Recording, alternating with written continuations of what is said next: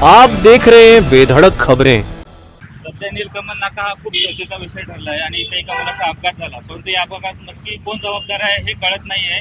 त्यामागचं कारण काय? सध्या तुम्ही बघत असाल नीलकमल नाक्यावर जी काही परवा दुर्घटना घडली होती, गुरुवारच्या दिवशी जी काही दुर्घटना घडली त्याच्यामध्ये लहान मुलाचा मृत्यूसुद्धा झाला, अपघाती निधन झालं आहे समजा त्याचं। पण त्याच्यानंतर जे RMC प्लांट सर्वपक्षीय म्हणजे त्या मुलांनी एक सर्वांना खडबडून जागा केला आणि RMC प्लांट कायमचे बंद व्हावेत यासाठी जो एक विषय घेतला होता, त्याच्यामध्ये सर्व पक्षीयांनी आंदोलन केलेलं होतं, रस्त्यावरती बसलेले होते, RMC प्लांट बंदसुद्धा झालेले आहेत। त्याच्यामुळे तुम्ही आता बघू शकता पूर्ण रस्ता आता सध्या जरी तुम्ही कॅमेरा फिरवून दाखवला तर पूर्ण रस्ता आता एकदम खुला रस्ता झालेला आहे। RMC गाड्यांमुळे इकडच्या नागरिकांना पण एक कुठेतरी दिसतंय की बाबा ट्रॅफिकचा विषय दिसत नाही आहे परवापासून तरी। आता तुम्ही एक प्रश्न विचारला की बाबा याच्यामध्ये नक्की चुकी कोणाची होती, तर नक्कीच चुकी जर बघायला गेलं ना तर याच्यामध्ये चुकी होती ट्रॅफिक डिपार्टमेंटची। कारण ज्यावेळेला ही दुर्घटना घडली त्यावेळेला ट्रॅफिक हवालदार इथे नव्हते। त्याच्यानंतर इकडचे CCTV, हे जे CCTV बघाल ते एक CCTV वरती लावलेला तुम्ही तो दाखवू शकता। काश्मीरा फ्लायओव्हरवरती एक CCTV लावलेला आहे, तो CCTV मला असं वाटतं जेव्हा दिवशीपासून लावला आहे त्या दिवसापासूनच बंद येतो। कारण काश्मीरा पोलीस स्टेशन असेल, काश्मीरा ट्रॅफिक डिपार्टमेंट असेल, त्यांना जेव्हा त्याच्या ॲक्सेसबद्दल विचारण्यात आलं तेव्हा ते सांगतात की त्याचा ॲक्सेस नाही आहे, तो बंद आहे, हे आहे ते।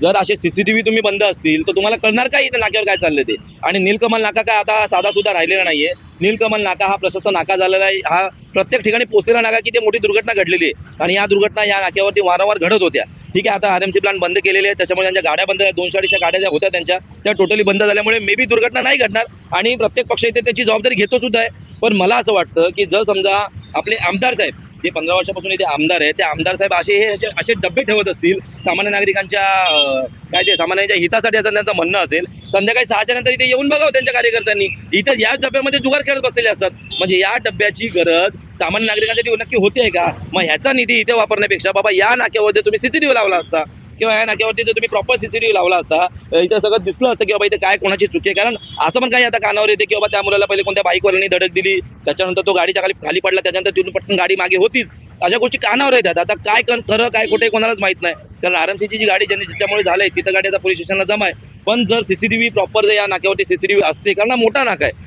तर या नाक्यावरती या CCTV मध्ये प्रत्येक गोष्ट कळली असती। उद्या जर समजा याच नाक्यावरती काही मोठी चोरी झाली, काही रात्रीच्या वेळेला काही दुर्घटना घडली, कळणार सुद्धा नाही कोण करून गेलं ते। कारण सगळे जे आरोपी आहेत ते काय थांबणार थोडी जागेवरती रात्रीच्या वेळेला, कारण रात्रीच्या वेळेला कोणाची ड्युटी नसते। मग रात्रीच्या वेळेला पळून गेले तर तुम्ही जबाबदार धरणार कोणाला? मग मला असं वाटतं की ठीक आहे, चला आमदार साहेबांना या गोष्टी माहिती नसतील, त्यांचा मोठा प्रभाग आहे, पण त्यांचे जे कार्यकर्ते आहेत या प्रभागाचे कार्यकर्ते त्यांनी तरी साहेबांना कमीत कमी सांगितलं पाहिजे की बाबा साहेब याच्यापेक्षा CCTVची गरज आहे, तुम्ही CCTV लावा। जर CCTV लावला इतर नागरिकांना त्याचा फायदा होईल। जर इनकेस अशी काही गोष्ट घडली पुढे तर CCTVमुळे कमीत कमी या ट्रॅफिक पोलीस डिपार्टमेंट असेल, काश्मीर पोलीस डिपार्टमेंट असेल, यांना आपण काय करतो, काही झालं का ट्रॅफिक हवालदार कुठे होते, काही झालं का काश्मीर पोलीस कुठे होते, काशीगाव पोलीस, दरवेळेला सामान्य नागरिक असो किंवा राजकीय पक्ष असो हे त्यांना प्रश्न विचारतात। जर CCTV असेल तर ते त्या मार्गाने कमीत कमी त्यांना शोधतील तर किंवा काय झालं नक्की काय नाही ते। आणि परवापासून ही जी गोष्ट झालेली आहे त्याच्यानंतर आता तुम्ही बघू शकता माझ्या मागे हे बघा कॅमेरा फिरवा पाहिजे तुम्ही, कारण इकडे सगळे ट्रॅफिक हवालदार ट्रॅफिक हे सर्व आता आपली आपली प्रामाणिकपणे ड्युटी करत आहेत। म्हणजे ज्या वेळेला ही काही दुर्घटना घडली त्याच्यानंतर मला असं वाटते हा प्रश्न मोठा गेला, पूर्ण महाराष्ट्रामध्ये हा विषय झाला होता की नीलकमल नाक्यावरती ट्रॅफिक डिपार्टमेंटचे कोणते अधिकारी नसतात, कर्मचारी नसतात म्हणून।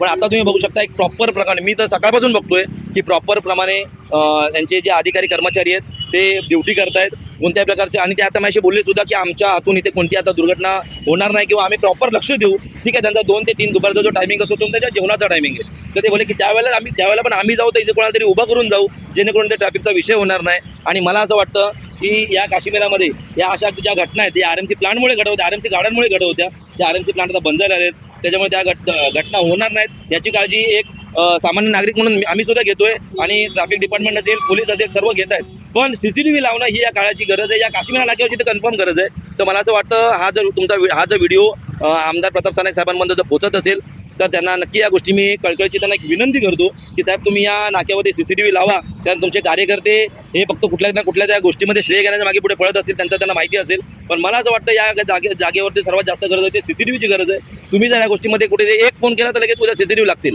आणि जर CCTV लागले तर याच्या पुढे अशी दुर्घटना समजा काही झाली, चोरीची दुर्घटना होईल, काही दुर्घटना होईल, तर त्यासाठी जो मेन आरोपी आहे तो कळता येईल, आपल्याला पूर्ण स्टोरी कळेल। तर त्यासाठी मला तुमच्या माध्यमातून असं वाटतं की या गोष्टी झाल्या पाहिजे, CCTV लागला पाहिजे। महाराष्ट्र नवनिर्माण सेनेतर्फे आम्ही महानगरपालिकेला, ट्रॅफिक डिपार्टमेंटला आणि काश्मीर पोलीस स्टेशनला सुद्धा पत्र देणार आहेत की बाबा या जागेवरती CCTV लावा, जेणेकरून आपण बोलतो की बाबा ट्रॅफिक हवालदार नाही आहेत काय नाही ते CCTV मध्ये कळून येईल। की त्यावेळेला हवालदार होते, ड्युटी करत होते का दुसरी ड्युटी करत होते का कोण नव्हतं तिथं, त्या सर्व गोष्टी आपल्याला कळतील. त्यामुळे मी तुमच्या माध्यमातून सामान्य जनतेला सुद्धा आणि पूर्ण डिपार्टमेंटला सुद्धा मी कळवू इच्छितो की आम्ही तुम्हाला लवकरात लवकर पत्र देतोय काश्मीर पोलीस चौकीला, महानगरपालिकेला, की मी लवकरात लवकर ते CCTV लावा. प्रश्न आहे जे पोरगा मेला त्यांच्या परिवाराला तुम्ही लोक मिळून काय सहयोग केला ते प्रश्न दबून गेला. ते तुम्ही आता जे बोलात की जो प्रश्न दाबला तो प्रश्न दाबलेला नाही आहे. काशीगाव पोलीस चौकीमध्ये त्या गोष्टीवर FIR झालेली आहे आणि त्या इन्शुरन्सच्या माध्यमातून त्या मुलाला जो दुर्घटनेमध्ये मृत पावलेला मुलगा त्याला त्याची मदत मिळणार आहे. आणि सर्व पक्षीय जे नेते आहेत ते सुद्धा असे विचार करतात की त्यांना पण काहीतरी आमच्या परीने प्रत्येक पक्षाच्या परीने काही मदत करता येईल का, हे प्रत्येक पक्ष आपापल्या पद्धतीने करतोय. आणि काशीगावतर्फे म्हणजे जी लिगली मदत असते इन्शुरन्सचं जे काय समजा असेल ती प्रोसिजर मला अजून एवढं माहिती नाही, फक्त मला एवढं कळालं आहे काशीगाव पोलीस चौकीतर्फे की आमची प्रोसेस चालू आहे आणि इन्शुरन्सतर्फे त्या मुलाला त्यांची जी काय मदत लागते, जी काय आर्थिक मदत होते ती त्यांना त्यांच्यापर्यंत पोहोचणार आहे. डॉक्टर के ऊपर उनके परिवार वालों ने इल्जाम लगा रहे कि डॉक्टर ने सही से इलाज नहीं किया पैसे की वजह से. इस विषय पे आप क्या बोल? बघा आता कसं आहे, फॅमिली बोलते की बाबा डॉक्टरांनी काहीतरी हलगर्जीपणा केलेला आहे म्हणून. आता वरती ट्रीटमेंट काय चालू होती काय नव्हती हे कोणी बघायला तिथे नव्हतं.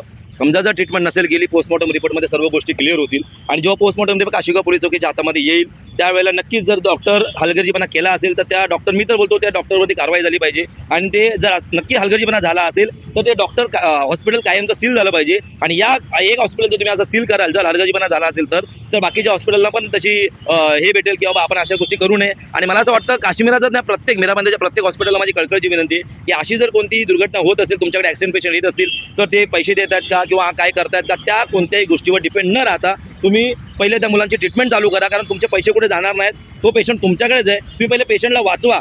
जर हलगर्जीपणा झाला असेल तुम्ही जसं बोलताय की बाबा फॅमिलीने जसा काय आरोप केला आहे म्हणून, तर जर पोस्टमॉर्टम रिपोर्टमध्ये तसं काय आलं की बाबा या डॉक्टरनी ही ट्रीटमेंट करायला पाहिजे होती पण ही ट्रीटमेंट नाही केली तर काशीगाव पोलीसतर्फे त्यांच्यावर योग्य कारवाई होईल. आणि जर नाही झाली तर महाराष्ट्र नवनिर्माण तर्फे त्यांच्या त्या हॉस्पिटलवर आंदोलन सुद्धा घेण्यात येईल. महाराष्ट्र नवनिर्माण सेना इतनी आक्रामक पार्टी लोगों के सहयोग के लिए हमेशा दौड़ के आगे आती है, लेकिन आज उस बच्चे को क्या सहयोग मिल रहा है पार्टी की तरफ से? आपने देखा रहेगा, मेरे हिसाब से आप उस दिन नहीं थे क्योंकि आप अगर पूछ रहे इसका मतलब आप उस दिन नहीं थे जिस दिन एक्सीडेंट हुआ था करके.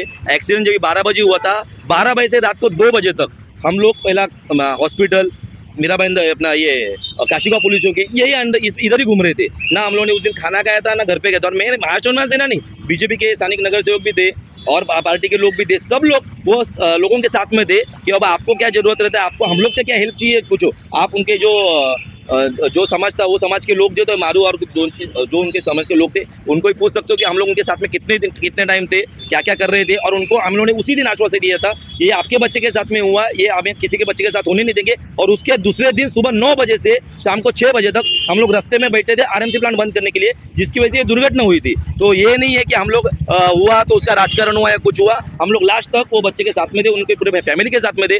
और जब भी वो फैमिली हम लोग रास्ते में बैठे थे तभी वो बच्चे का फैमिली हम लोग को मिल के गया और हम लोग को बोल के गया है कि बाबा तुम लोग ये जो कर रहे हो सही कर रहे हो. हमारा बच्चा तो आज से गया पर आगे ऐसा कोई बच्चा जाना नहीं चाहिए, इसके लिए आप लोग जो कर रहे हो सही करके हमको बोल के गए थे. घरच्यांना न्याय भेटणार आहे का मुलाच्या घरच्यांना आर्थिक मदत वगैरे भेटणार आहे? 100% त्या मुलाला घरच्यांना न्याय भेटलाच पाहिजे आणि भेटेलच. कारण काशीगाव पोलीस चौकीतर्फे जेव्हा आम्ही पुजारी साहेब असतील त्याच्यानंतर ACP पिंगळे साहेब असतील त्यांच्याशी जेव्हा आम्ही चर्चा केली तेव्हा त्यांनी आम्हाला सांगितलं की FIRची प्रोसेस पूर्ण झालेली आहे.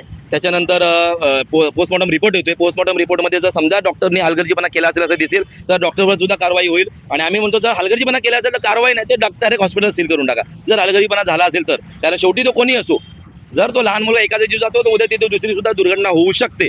जर असं काही पोस्टमॉर्टममध्ये आलं तर त्या कारवाई झालीच पाहिजे, नक्की झाली पाहिजे. आणि जी काय कायद्याच्या अंतर्गत जी काय शासकीय मदत होते त्याला इन्शुरन्सची असेल जे काय असेल त्या गाडीचं असेल ती त्याला पूर्ण मिळेल. आणि सर्व पक्षीय पण मदत मिळाली पाहिजे यासाठी मी पण सर्व पक्षाच्या नेत्यांना बोललेलो आहे. आणि लवकरात लवकर आमच्यातर्फे सुद्धा त्या फॅमिलीला ती मदत भेटेल ही मी तुम्हाला आश्वस्त करतो.